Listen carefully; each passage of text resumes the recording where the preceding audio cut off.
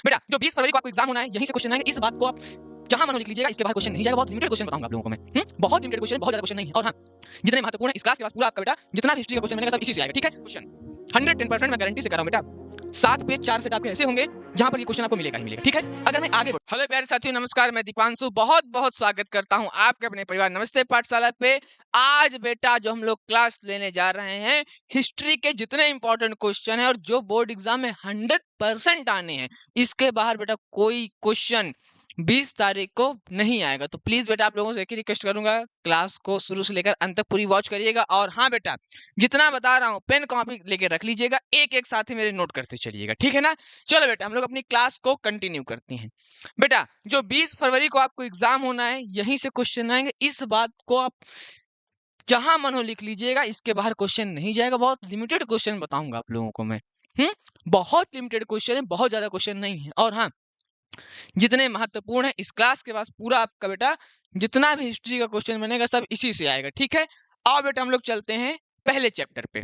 बेटा ये हमारे शॉर्ट के क्वेश्चन है। किसके क्वेश्चन है? ये शॉर्ट के क्वेश्चन है। फिर हम अगले में जब बढ़ेंगे बेटा ये लॉन्ग के हैं, ठीक है ना।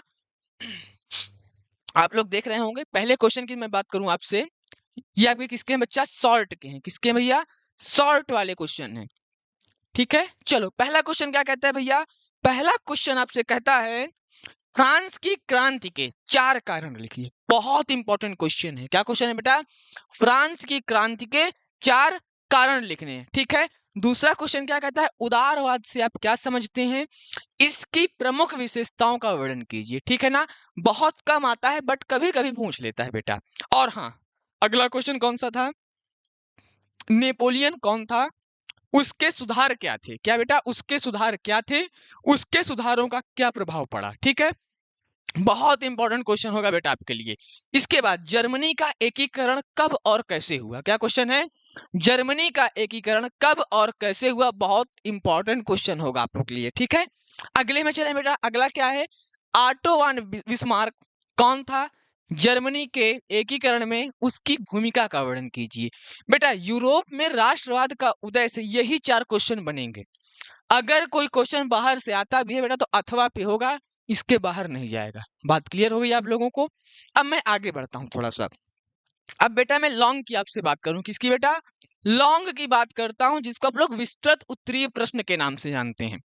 पहला क्वेश्चन क्या है बेटा आपका? फ्रांस की क्रांति कब हुई?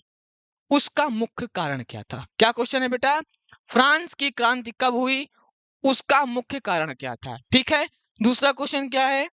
दूसरा है इटली का एकीकरण कैसे हुआ, ठीक है। क्वेश्चन अलग तरीके से बन सकता है। क्या कहा मैंने? क्वेश्चन आपका बेटा अलग तरीके से बन सकता है बट रहेगा यहीं से, ठीक है। चलो क्वेश्चन नंबर 3 क्या होता है आपके पास?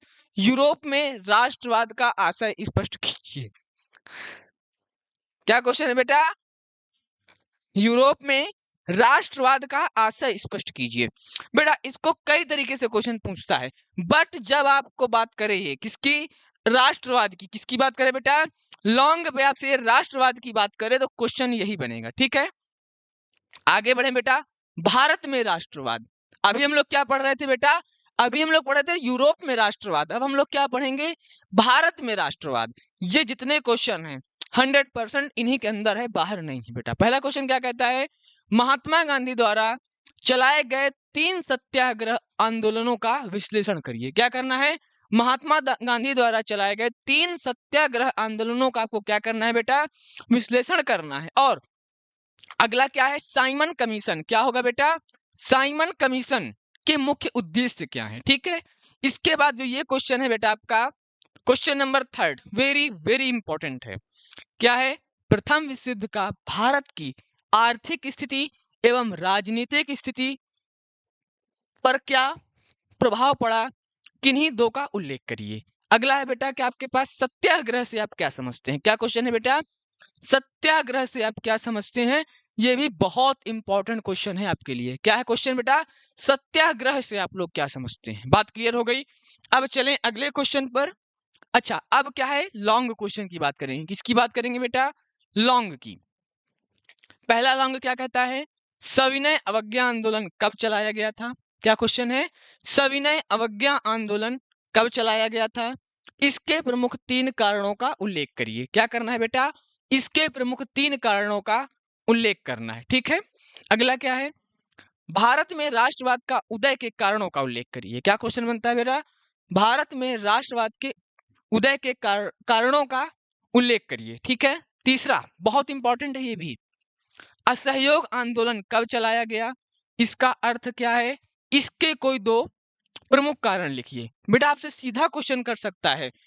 क्या करेगा क्वेश्चन? असहयोग आंदोलन पर टिप्पणी कीजिए या संक्षेप में बताइए, विस्तार में बताइए। ठीक है ना, सीधा एक क्वेश्चन बना था 2023 में, असहयोग आंदोलन पर निबंध लिखिए। निबंध मतलब वही लिखना है, कुछ चेंज नहीं करना उसमें। ऐसे आ जाए, किसी तरह से पूछ ले लॉन्ग पे, आंसर बेटा सबका सेम रहेगा। बात समझ में आ गई? ठीक है, अगले पर चलते हैं। सविनय अवज्ञा आंदोलन की क्या सीमाएं थी? किन्हीं दो का उल्लेख करिए।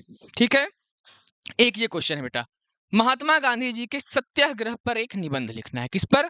सत्याग्रह पर, यानी नमक वाले की बात किया है। बात समझ में आ गई बेटा? अच्छा, अब आगे बढ़ते हैं। भूमंडलीकृत विश्व का बनना।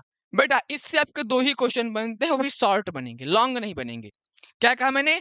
इसके शॉर्ट बनेंगे, इसका लॉन्ग कभी नहीं बनेगा, ये बात फिक्स है। जो 2026 में होगा मैं उसकी बात कर रहा हूँ, 2026 में लॉन्ग इससे नहीं आएगा। ठीक है ना? क्वेश्चन क्या है? भारत की अर्थव्यवस्था पर महामंदी के 2 प्रमुख कारणों का, प्रभावों का उल्लेख करिए। बहुत इंपॉर्टेंट है ये वाला भी, आर्थिक महामंदी के 2 प्रमुख कारणों का उल्लेख करिए। ठीक है ना बेटा?